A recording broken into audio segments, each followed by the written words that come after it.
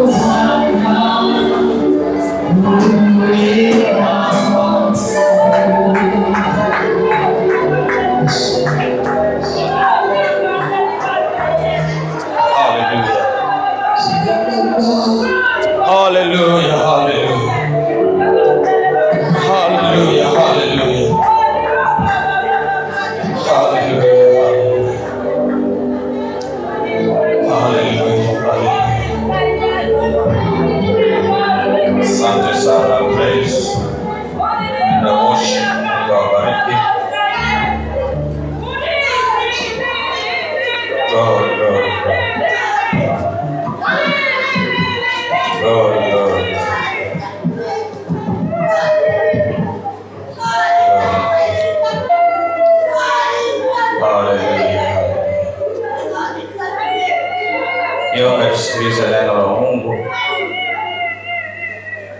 Tuna muda wa kubujika tosha. Bwana ametusaidia. Haleluya. Haleluya. Haleluya tena. Ikiwa unamuelewa Roho Mtakatifu, mshangilie Bwana kwa vigelegele na makofi. Mshangilie tena Yesu kwa vigelegele na makofi. Mungu atubariki sana.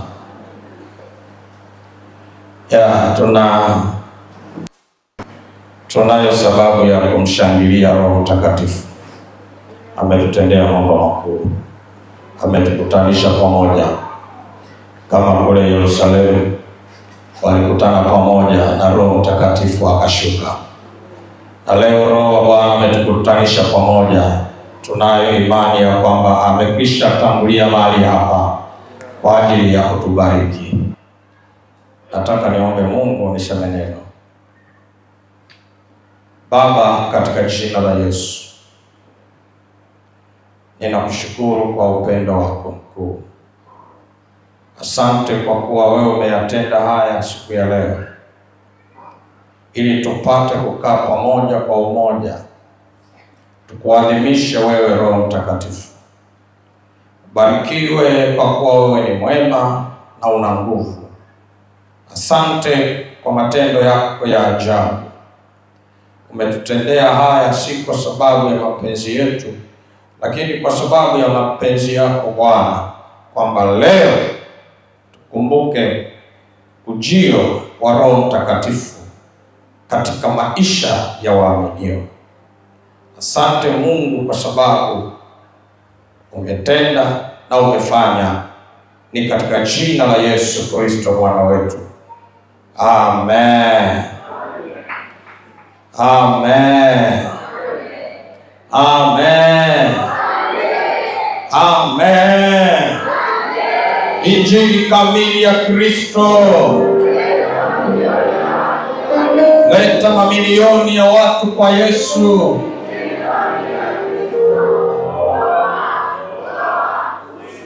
Shangilia Yesu tena kwa vigelegele na makofi. Nataka nikuletee neno linalohusu ubatizo wa Roho Mtakatifu. Leo tunasherehekea ubatizo au ujio wa Roho Mtakatifu katika dunia hii. Na tukio hili ni tukio la pekee kwa Wapentekoste. Na ikiwa wapo Wapentekoste, basi ni sisi ambao tumeketi mahali hapa tukimwadhimisha Roho Mtakatifu. Mungu akupe neema upate kutembea na mimi, ili sote tulisikie neno la Bwana, litukumbushe ahadi hii nzuri ya umwago wa Roho Mtakatifu juu ya kanisa. Sema amina. Bwana Yesu asifiwe sana. Nini maana ya ubatizo? Kabla ya kuangalia ubatizo wa Roho Mtakatifu, nataka tuliangalie neno batiza. Nini maana ya neno batiza? Kwa Kigiriki inaitwa baptizo, ambao maana yake ni kuzamisha, kufunika kabisa, kuchovya ndani ya maji. Neno hili linafanya mtu azikwe ndani ya maji, azamishwe ndani ya maji, afunikwe kabisa. Sema amina. Mtu lazima azamishwe ndani ya maji. Lakini katika Roho Mtakatifu, kwa nini neno batiza bado lipo? limekuja kutoka kwenye maji, linakuja kwa Roho Mtakatifu, kwa sababu lazima Wakristo wazamishwe ndani ya Roho Mtakatifu. Kwa hiyo tunapozungumzia ubatizo wa Roho Mtakatifu ni kuzamishwa ndani ya Roho Mtakatifu. Watu wazame kabisa, watu wafunikwe kabisa, watu watoswe ndani ya Roho Mtakatifu. Lazima watu wazikwe ndani ya Roho Mtakatifu, wapate kukutana na Roho Mtakatifu aliyeahidiwa kwa ajili yao. Kwa hiyo siku ya leo ni siku ya kuzamishwa ndani ya Roho Mtakatifu. Amina. Hiyo haitoshi ya watu wanaotaka kuzamishwa. Naona kama mmeanza kuchoka, lakini wakati umefika wenyewe. Waimbaji wameimba kwa msisitizo mkubwa, sema amina. Wameandaa roho zetu ili tupate kuzamishwa ndani ya Roho Mtakatifu. Kwa hiyo ikiwa tumeandaliwa tayari, lazima tukae mkao mzuri ili Roho Bwana asikupite katika jina la Yesu. Amina. Ahadi hii ya ubatizo wa Roho Mtakatifu iliahidiwa. Kwanza kabisa iliahidiwa na Yohana Mbatizaji, lakini pia Yesu na Paulo waliahidi ubatizo wa Roho Mtakatifu. Ubatizo wa Roho Mtakatifu umetabiriwa enzi za Agano la Kale. Katika Agano la Kale anafunuliwa kama mpaji wa maisha mapya. Sema amina. Ukisoma kile kitabu, tuanzie hapo kusoma kitabu cha Mwanzo, sura ile ya kwanza kabisa. Sura ile ya kwanza kabisa, mstari ule wa pili. Mstari ule wa pili. Nayo nchi ilikuwa ukiwa tena utupu, na giza lilikuwa juu ya uso wa vilindi vya maji. Roho ya Mungu ikatulia juu ya uso wa maji. Sema amina. Roho anayezungumziwa hapo ni Roho Mtakatifu. Wakati wa uumbaji Roho Mtakatifu yupo. Alitulia juu ya vilindi vya maji, akiendelea kushughulikia uumbaji wa ulimwengu. Sema amina. Bwana Yesu asifiwe sana. Lakini katika Agano la Kale ilifahamika kama sikukuu ya mavuno. Siku hii, sikukuu ya mavuno, sikukuu ya malimbuko, sikukuu ya majuma. Kwa maana sikukuu ya mavuno, Pentekoste katika Agano la Kale haikudhihirika kama katika Agano Jipya, lakini sikukuu hii ilikuwepo na watu walisherehekea sikukuu hizi. Sema amina. Kihistoria unakuta ubatizo wa Roho Mtakatifu unatokea katika siku ya Pentekoste ambayo ilikuwepo na iliitwa sikukuu ya mavuno, sikukuu ya majuma, sikukuu ya malimbuko. Kule katika Agano la Kale, wakati wa sikukuu hizi, watu walileta mavuno na mazao yao ya kwanza hekaluni, si ndio? Kama malimbuko. Kwa hiyo sikukuu ya Pentekoste watu walileta malimbuko, watu walileta mavuno. Na hapa leo nitayakusanya. Sema amina. Nitayakusanya. Walileta malimbuko, mavuno. Kwa nini Roho Mtakatifu anashuka kwenye siku hiyo ya malimbuko na mavuno? Kazi ya Roho Mtakatifu ni kuvuna. Sema amina. Kazi ya Roho Mtakatifu ni kuvuna. Na anavuna akina nani? Leo havuni mazao ya kule shambani, leo anavuna watu ambao ni wewe na mimi. Kwa hiyo siku ya leo ni siku ya kuvuna wote walio tayari kumwamini Yesu Kristo wa Nazareth. Siku ya leo ni siku ya mavuno, sema amina. Kwa hiyo inawezekana upo mahali hapa bado hujaingia ndani, hujaingia hekaluni, hujaingia ndani ya Kristo, hujaingia. Leo utaingia katika jina la Yesu. Maana Yesu anataka kukuweka ghalani ukae, ili uwe mwana wake na usitoroke tena. Bwana Yesu asifiwe sana. Jina la Bwana libarikiwe sana. Siku ya Pentekoste inaitwa siku ya 50. Maana Pentekoste maana yake kwa Kiyunani ni 50. Siku ya 50, lakini neno lenyewe Pentekoste ni 50. Sema amina. Bwana Yesu asifiwe sana. Walisherehekea sikukuu hii baada ya Pasaka. Kwa hiyo baada ya Pasaka walihesabu siku 50 wakasherehekea Pentekoste. Hivyo baada ya mwana kondoo Yesu kuchinjwa, baada ya siku 50, Mungu alimimina Roho Mtakatifu juu ya wanafunzi pale Yerusalemu, waliokuwa malimbuko ya kwanza, yaani mavuno ya kwanza. Tunakumbuka kwamba Yesu alipopaa kwenda mbinguni, aliwaambia wanafunzi wasitoke pale Yerusalemu. Nakumbuka wakati ule sio wanafunzi 12 tena, wameongezeka. Maana wanafunzi 12 walikuwa wamebaki 11, maana mmoja amemsaliti Yesu, si ndio? Sasa wamebaki 11, lakini Yesu alishavuna wengi. Wengi walikusanyika pale Yerusalemu ghorofani, wakasubiri ujio au ahadi ya Bwana ambayo aliwaahidia ya kwamba wasitoke mahali hapa mpaka wavikwe nguvu za Roho Mtakatifu. Kwa hiyo wakakaa wakasubiri. Walikuwa ni wanafunzi wa Yesu walioshiba neno la Yesu, na walimkubali wakamwamini, wakasema hatutoki maana Yesu amesema.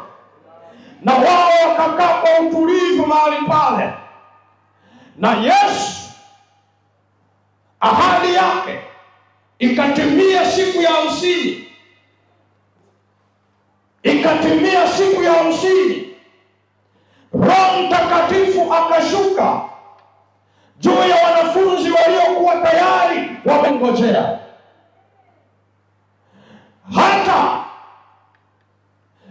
Roho Mtakatifu aliposhuka, Biblia inasema wakaanza kusema kwa lugha nyingine tofauti kabisa, ambao ulionekana ni muujiza wa pekee ambao haujawahi kuonekana dunia yote. Wakajazwa na Roho Mtakatifu. Kwa hiyo wanafunzi wale wakawa malimbuko ya kwanza na mavuno ya kwanza ya Bwana Yesu. Hata leo Yesu yuko tayari kuvuna mahali hapa.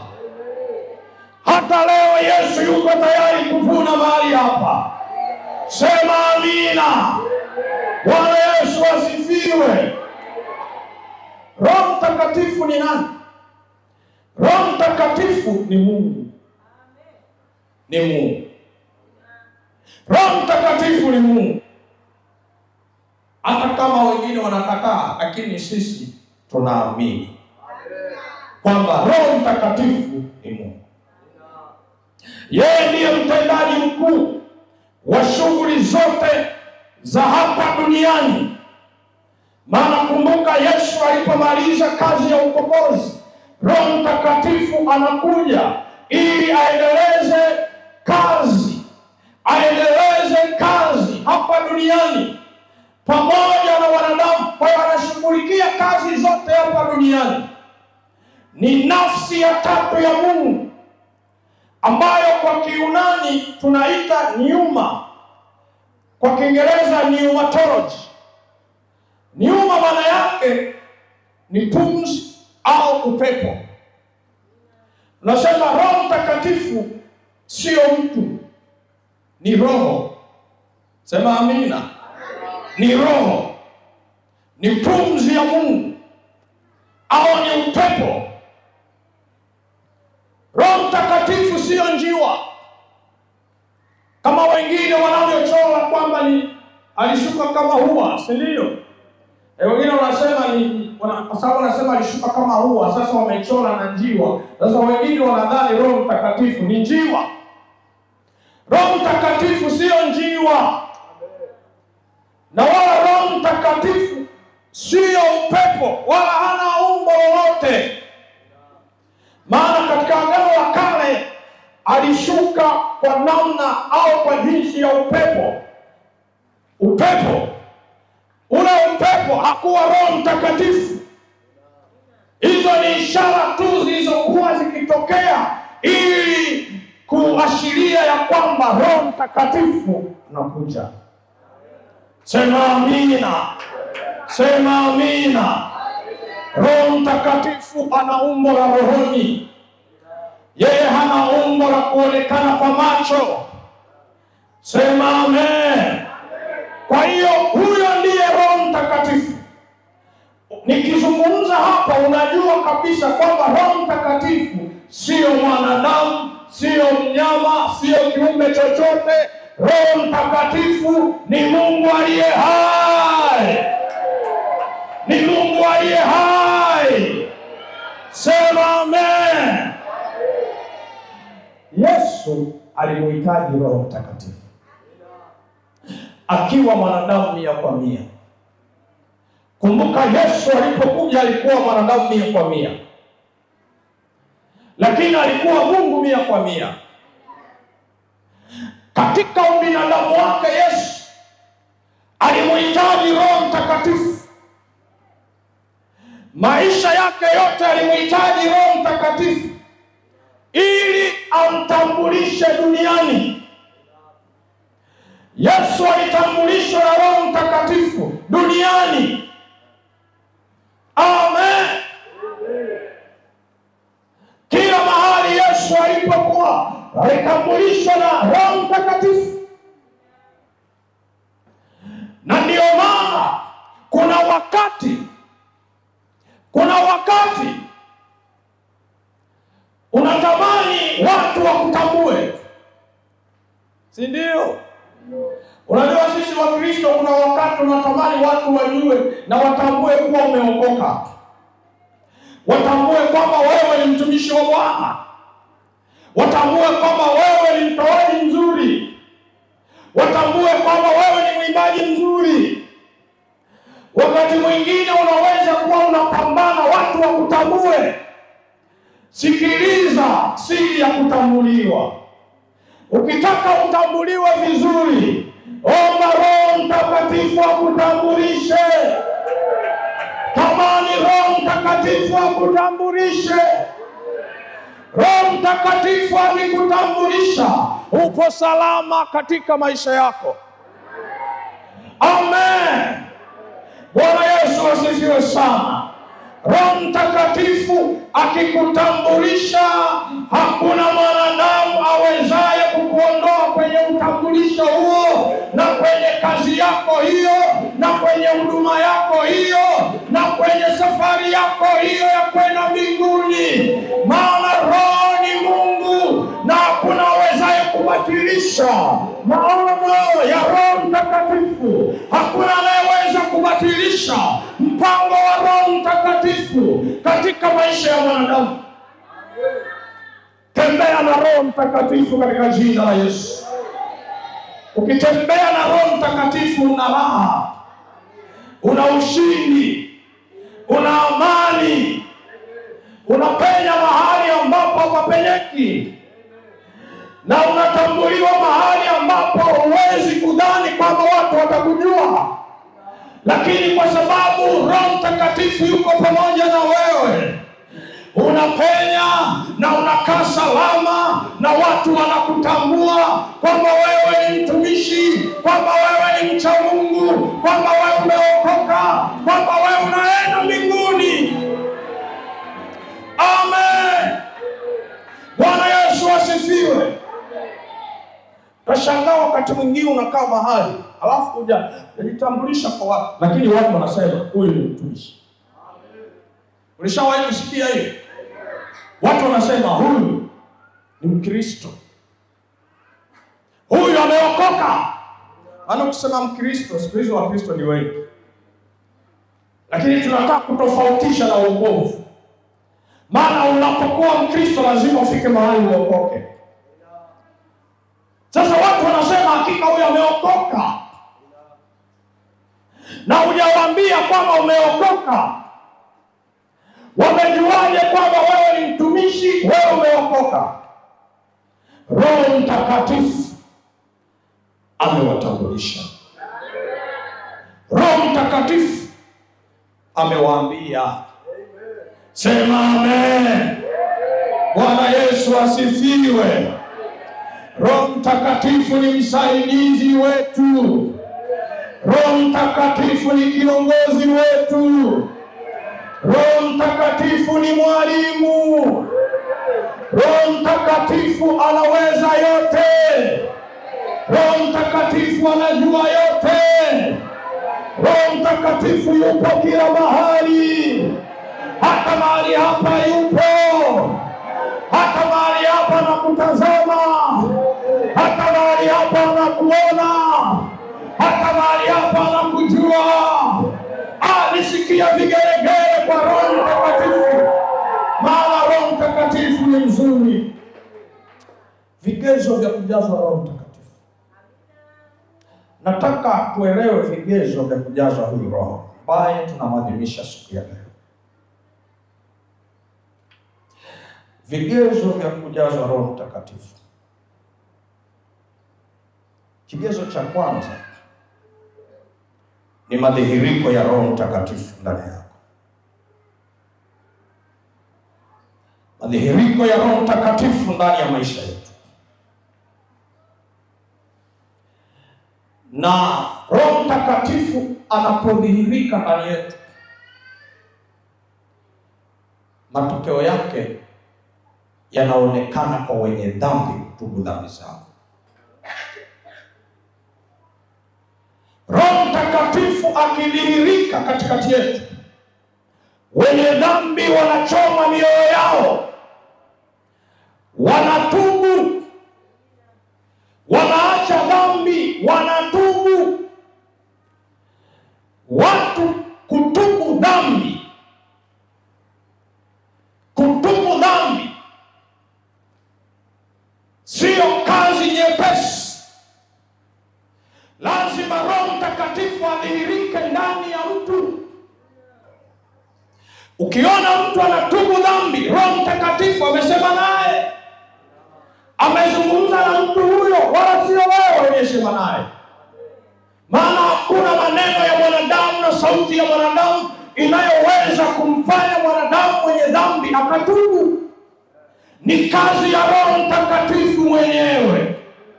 Roho Mtakatifu ndiye anayezungumza kwa sauti ya ndani. Anawaambia mtu, umetenda dhambi kubwa wewe na ndogo, tubu. Sema amina. Maana kwetu sisi hatuna dhambi ndogo wala kubwa.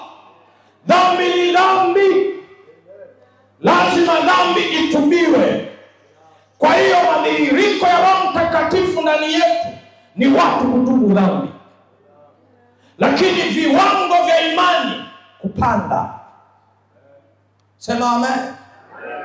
Ili tujue ya kwamba Roho Mtakatifu ametujilia kanisa la Majohe, lazima viwango vya imani vikue. Viwango vya imani viongezeke. Viwango vya imani viwe juu. Tusiendelee kuwa wachanga na watoto wadogo. Sisi tumejazwa Roho Mtakatifu. Waliojazwa Roho Mtakatifu sio watoto wachanga tena, bali wamekomaa katika Bwana. Bwana Yesu asifiwe. Kisha jazwa Roho Mtakatifu, usiseme mimi ni mchanga, sisi nimeokoka jana, sisi hakuna hivyo. Uliyejazwa Roho Mtakatifu, wewe ni mwana wa Mungu na unaenda mbinguni katika jina la Yesu. Haleluya. Haleluya. Na hiyo ndiyo inayotofautisha. Mara nyingi huwa tunashangaa. Wakati mwingine unashangaa mtu ameokoka zamani, lakini vitu wanavyovifanya na maisha yake ya kiroho tofauti na wokovu wake wa zamani. Anaanza kuzidiwa na aliyeokoka hivi karibuni, si ndio? Aliyeokoka karibuni, unaona anaanza kufanya vitu vikubwa, anadhihirisha matendo makuu ya Mungu na kuonekana ni mtu aliye na uwezo wa kujua mambo mengi ya kiroho kuliko yule aliyeokoka zamani, ambaye anaweza kufika mahali akasema, mimi nimekomaa, niliokoka zamani, mimi usinichezee, hii dini naijua, hii dini ya Kipentekoste naijua, si ndio? Naielewa. Kuna watu wakongwe kwenye dini ya Kipentekoste FPCT. Kinachokufanya uweze kuwa mtu uliyekomaa na viwango vyako vya imani kukua, sio kuishi muda mrefu kanisani, sio kuokoka enzi hizo. Sema amina. Ukomavu unadhihirika na kuonekana pale ambapo Roho Mtakatifu anadhihirika ndani yako na kutenda kazi na kukufanya kuishi kama Mkristo aliyeokoka. Bwana Yesu asifiwe sana. Kwa hiyo usijidanganye kuishi muda mrefu kanisani ukasema itakusaidia. Haitakusaidia, ni mpaka utafute nguvu za Roho Mtakatifu. Hapo ndipo itakusaidia. Lazima kuwepo na badiliko katika maisha yako, ubadilishwe na Roho Mtakatifu. Hapo itakusaidia na safari ya kwenda mbinguni itaendelea. Haleluya. Bwana Yesu asifiwe. Unajua kanisa letu la Kipentekoste linachelewa sana kwa sababu ya watu ambao hawataki kubadilika. Ngoja nikuonyeshe matokeo ya kujazwa na Roho Mtakatifu. Amen. Amen. Tunapojazwa Roho Mtakatifu tunapokea nguvu. Tunapokea power. Mtu huyu hoi tena, huyu mtu wa kuonewa tena, unapokea nguvu ndani yako. Anayepokea nguvu, hizi nguvu za Roho Mtakatifu kwa Kiunani zinaitwa dunamis. Dunamis ni nguvu za ajabu sana zinazoweza kutikisha mahali pagumu, na zinazoweza kubomoa miamba, zinazoweza kusambaratisha viambaza vyote vya mapepo na majini yake yote. Hizi nguvu ni nguvu za ajabu ambazo hazilinganishwi na nguvu ulizowahi kusikia, sijui za mabomu, sijui za nini. Hizo nguvu ni za pekee. Sema amina. Bwana Yesu asifiwe. Unapojazwa Roho Mtakatifu unapokea nguvu za pekee kutoka kwa Bwana. Iko nguvu inayoachiliwa. Iko nguvu inayoachiliwa kwa watu waliojazwa Roho Mtakatifu. Na hizo nguvu zinawawezesha kufanya mambo yasiyotarajiwa kufanywa katika dunia hii. Tunafanya mambo kinyume cha matarajio ya kibinadamu. Tunafanya mambo yaliyo juu ya upeo wa wanadamu. Amen. Na mchana wa leo hiyo nguvu inakwenda kudhihirika. Haleluya. Mchana wa leo hiyo nguvu tunaenda kuiona. Hiyo nguvu unakwenda kuishuhudia ndani yako. Inawezekana umekuwa ukisikia historia ya nguvu hizo, lakini leo Roho Mtakatifu anadhihirisha nguvu zake ndani yako. Amini, utapokea katika jina la Yesu Kristo aliye hai. Amini, utapokea katika jina la Yesu Kristo aliye hai. Wakristo wa Pentekoste wanaoamini nguvu za Bwana wamshangilie Yesu kwa vigelegele na makofi.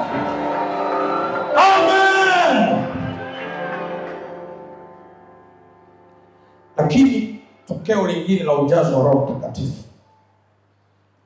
ni hili, kwamba kama kuna shida katikati yetu inaondoka. Mahali Roho Mtakatifu yupo hakuna changamoto na matatizo. Shida zinaondoka, matatizo yanakwisha. Wewe ukitaka kumaliza matatizo katikati ya jamii ya waaminio, wewe omba Mungu watu wajaze Roho Mtakatifu. Watu wakijaza Roho Mtakatifu hakuna shida tena. Maana mwenye kazi anashughulika mwenyewe. Sema amen. Anashughulika mwenyewe.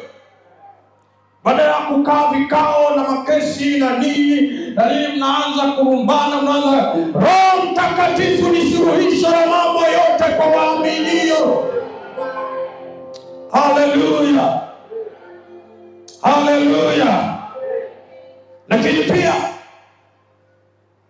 mabadiliko ya kitabia, matokeo ya kujaza Roho Mtakatifu. Tunapata mabadiliko ya kitabia. Watu wanabadilishwa tabia zao. Tabia za Kikristo zinaanza kuonekana. Watu wakijaza Roho Mtakatifu, zile tabia za zamani zinaondoka. Watu wanaanza kudhihirisha au kuonesha tabia za Kikristo katika maisha yao. Roho Mtakatifu ndiye anayegeuza watu tabia zao.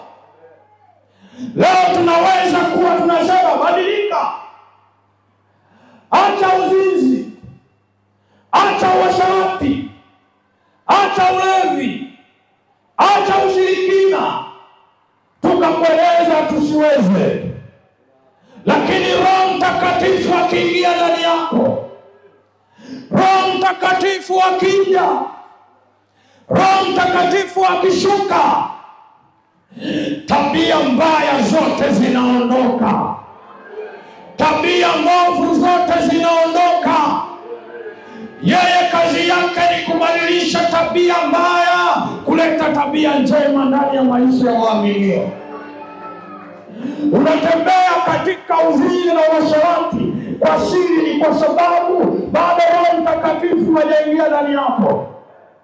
Unaishi maisha mabaya, maisha ya kujificha ficha, maisha ya uongo, maisha ya kuasiasi, ni kwa sababu hujaruhusu Roho Mtakatifu aingie ndani yako. Unachelewa, unaikosa furaha na amani ya kuwa na Roho Mtakatifu katika maisha yako. Unakosa ile nafasi pekee ambayo Roho Mtakatifu anataka kukuweka ukae kwa sababu ya hayo unayoyafanya. Wakristo wa leo tuishi maisha matakatifu ili Roho Mtakatifu akae ndani yetu ili tuwe Wakristo kweli kweli. Bwana Yesu asifiwe. Bwana Yesu asifiwe. Kubatizwa na Roho Mtakatifu kuna faida kubwa. Na faida ya kwanza ni upendo zaidi kwa Wakristo unaongezeka. Lakini nguvu ya utumishi inaongezeka. Ninaamini utakapotoka hapa, utumishi wako utaongezeka Mkristo. Maana Mkristo ni mtumishi. Maana tafsiri ya kanisa ni watu walioitwa kwa ajili ya kazi maalum. Yaani watu wameitwa kutoka mataifa mbalimbali, kutoka kwenye shughuli zao huko, kutoka kwenye dini mbalimbali, kutoka kwenye uchafu mbalimbali, kutoka kwenye dhambi mbalimbali, wakaletwa na Bwana, wakaletwa mahali pamoja ili wapate kumtumikia Bwana. Kwa hiyo kanisa ni watu walioitwa. Sisi tumeitwa na Bwana, tumeitwa na Roho Mtakatifu ili tuifanye kazi maalum ya kumtumikia Mungu.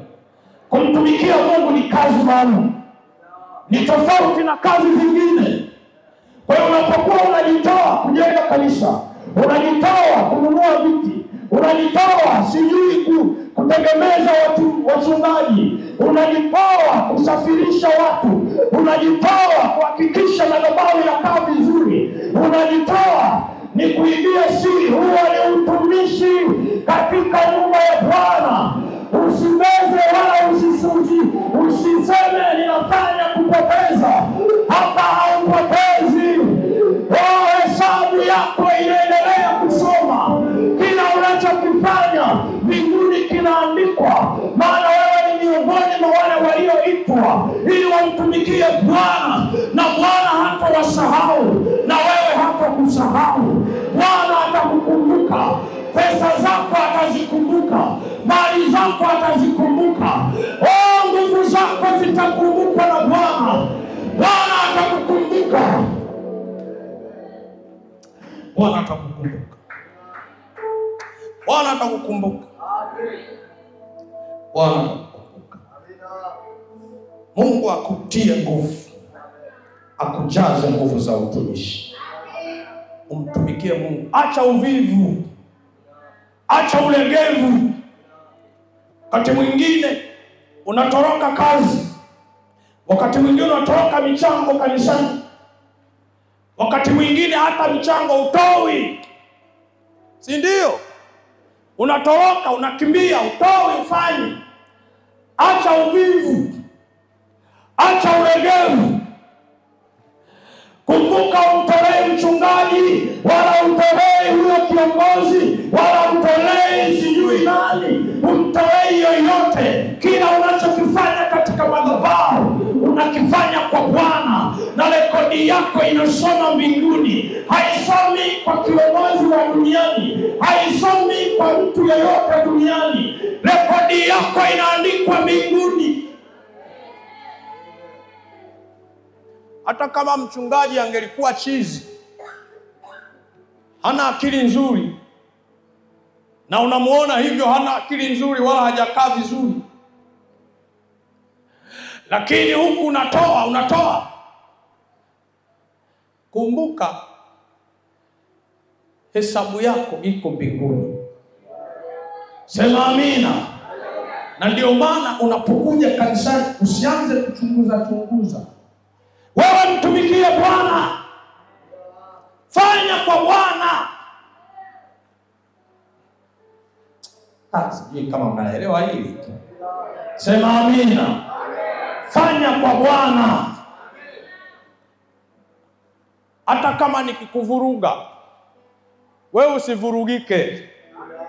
Fanya kwa Bwana. Maana wachanga bwana, ukimvuruga kidogo na vurugika, si ndio? Wakati mwingine hata sisi wachungaji tunaweza tukakuvuruga. Tukikuvuruga usivurugike. Songa mbele. Songa mbele.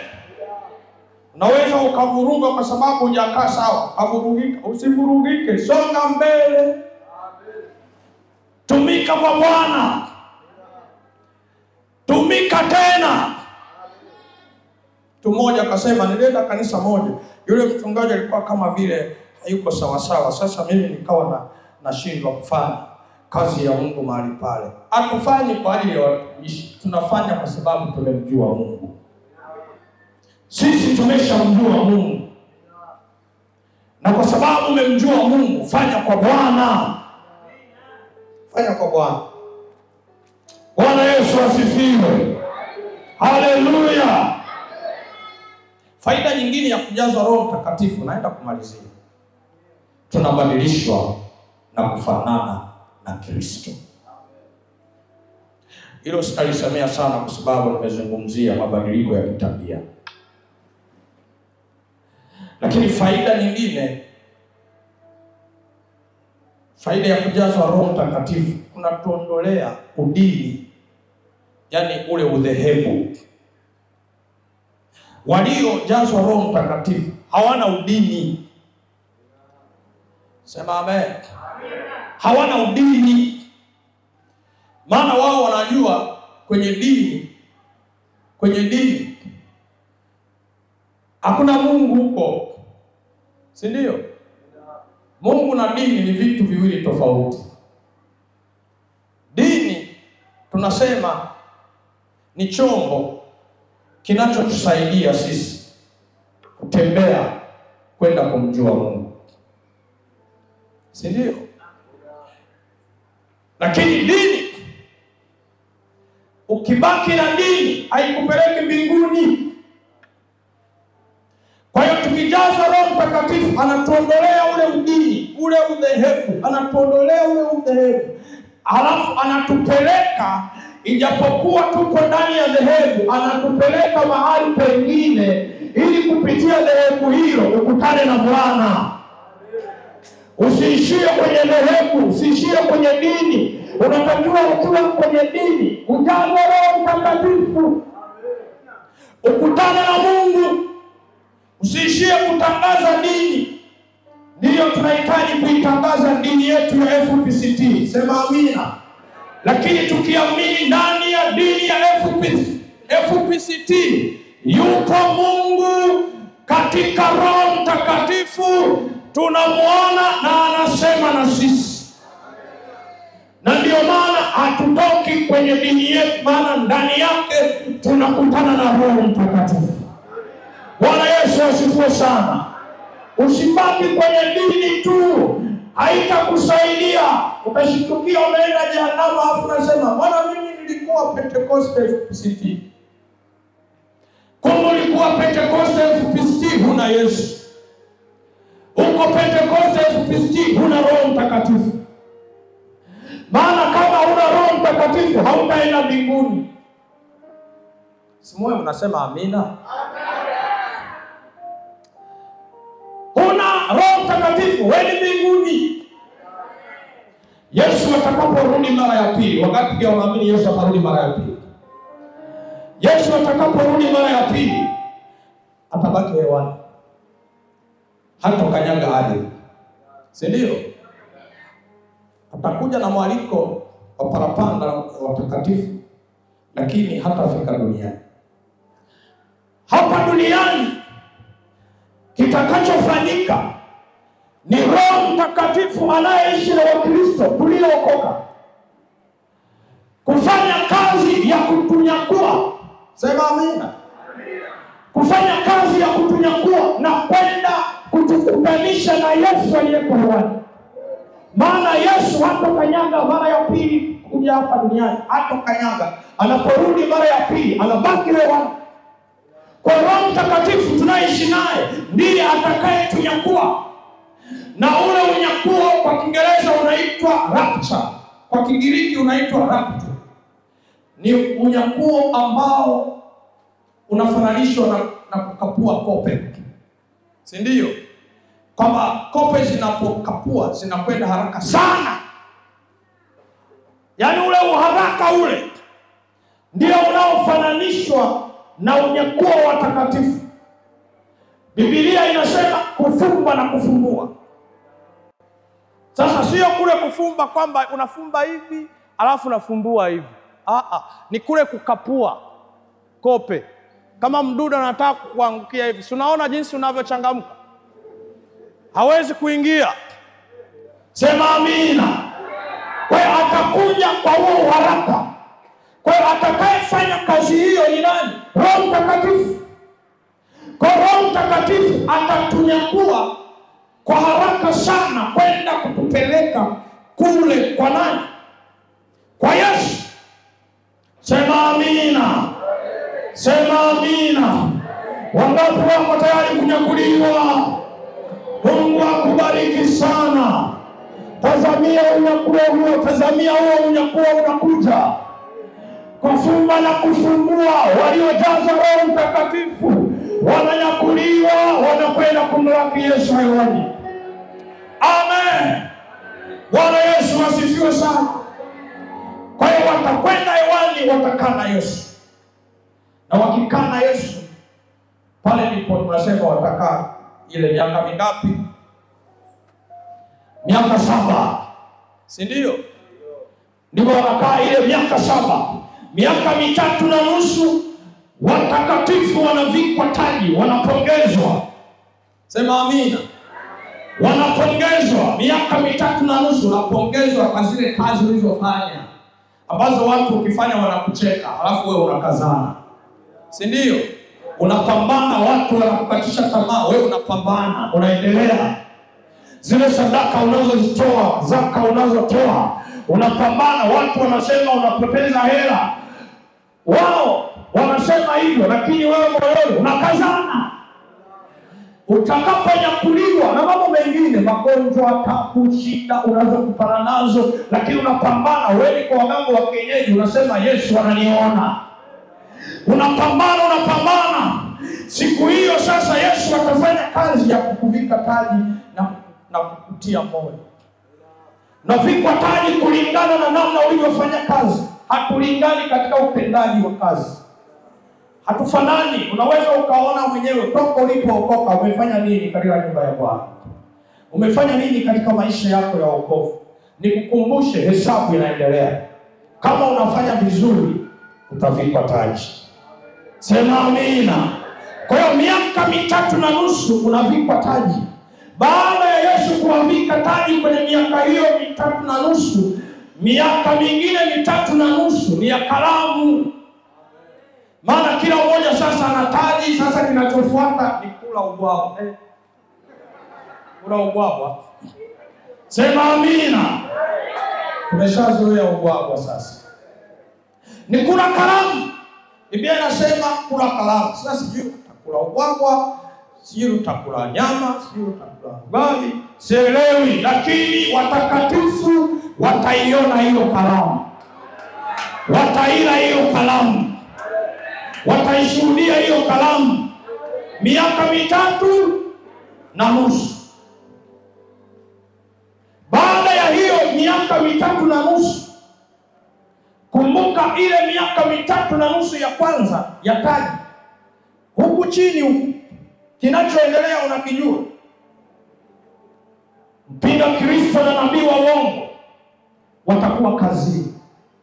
Maana kanisa likishanyakuliwa, huku chini tabu ndipo zinaanza. Maana mpinga Kristo na nabii wa uongo anachukua nafasi. Maana sasa hivi amesimama afanye kitu, kwa sababu yupo azuiaye. Anayezuia ni nani? Kanisa. Kanisa limezuia, na ndio maana changamoto haziwezi kuonekana. Hata kama tunasikia tetesi, zeni tetesi tu, usiogope. Hayawezi kutokea ikiwa wewe unashuhudia. Yanatokea wewe ukishaondolewa hapo, umenyakuliwa, umepigwa raptu, umeinuliwa rapcha, haupa duniani, umekwisha enda. Ndipo zile changamoto sijui zinazosema sijui utapigwa nini chapa, sijui utapigwa na nini, hazitakukuta zile wewe. Ndio maana Mkristo unatakiwa kuendelea kuomba, kuendelea kunyenyekeza, ili wokovu wako uwe imara, ili uwe kwenye unyakuo wa kwanza, ukuepushe na changamoto hizo. Sema amina. Kwa hiyo wakati huo miaka 3.5 ya kwanza huku duniani, tabu, shida, kula kwa tabu, kununua kwa shida, na masita, kupigwa chapa na nini, mambo kama hayo yanaendelea. Na hiyo ni shida kubwa, inaitwa dhiki kuu. Nasema dhiki kuu ni zaidi ya mateso uliyowahi kuona. Ni zaidi ya mateso uliyowahi kuona. Kwa hiyo wakati watu wanateseka waliomwacha Yesu, mbinguni watakatifu wanakula karamu, wanavikwa taji, wanavikwa taji. Sema amina. Kwa hiyo miaka 3 ile ya karamu huku duniani, kinachoendelea ni nini?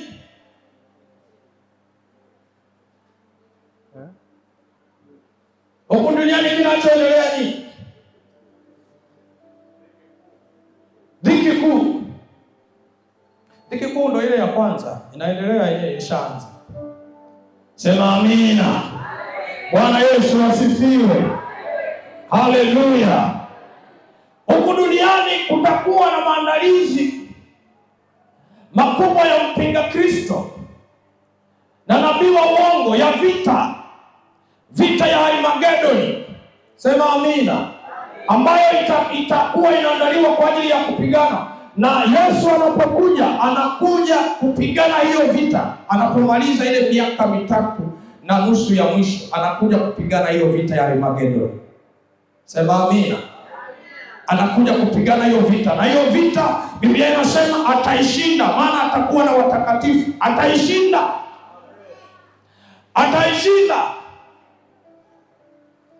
Na akishashinda anatawala na watakatifu. Miaka mingapi? 1000 ya amani. Ile miaka 1000 ya amani, mpinga Kristo na nabii wa uongo, wao watakuwa wanaondolewa na kutupa jehanamu. Wanawapa moto. Lakini li shetani litabaki. Si ndio? Litakuwa bado linaishi. Miaka itaenda, lakini kule mwishoni lipishe litajiandaa kupigana ile vita inaitwaje? Vita ya Mungu na Magogu. Si ndio? Ile vita haitapiganwa ile. Maana wakati anaiandaa, wakati anajipanga, wakati anajiandaa, ghafla ule moto utashuka. Sema amina. Hii nchi ya kwanza na mbingu za kwanza zote zitakunjwa kama karatasi na kutupwa motoni. Kwa hiyo na lile shetani lenyewe litatupwa. Sema amina. Wakati linajipanga kupigana, huwezi kupigana na mwana wa Mungu. Haiwezekani. Na huo ndio utakuwa mwisho wenyewe. Maana mbingu za kwanza na nchi zikiondoka, inashuka mbingu mpya na nchi mpya. Kwa hiyo mbingu mpya na nchi mpya zinashuka kutoka mbinguni. Sema amina. Ili sasa wale watakatifu wapate kutawala na kuishi milele na milele katika hiyo mbingu mpya na nchi mpya. Waliojazwa Roho Mtakatifu wataishi hapa katika jina la Yesu Kristo wa Nazareti. Simama pale ulipo. Simama pale ulipo. Simama pale ulipo. Nataka Bwana akujaze Roho Mtakatifu. Nataka Bwana akukumbuke na wewe usije ukaikosa mbingu. Bwana akusaidie usije ukapoteza neema hii. Niombe praise kufika mahali hapa ukiwa unaimba pambio nzuri kabisa. Wana wa Mungu wajazwe leo, kila mmoja aiendee hii ahadi ya Bwana. Kila mmoja aiendee hii ahadi ya Bwana. Autafute uso wa Bwana na Bwana msaidie kujazwa Roho Mtakatifu. Natamani kujazwa Roho Mtakatifu. Na wewe tamani kujazwa Roho Mtakatifu. Haleluya. Haleluya. Haleluya. Haleluya. Haleluya. Haleluya. Yesu ni mzuri. Yesu ni mzuri.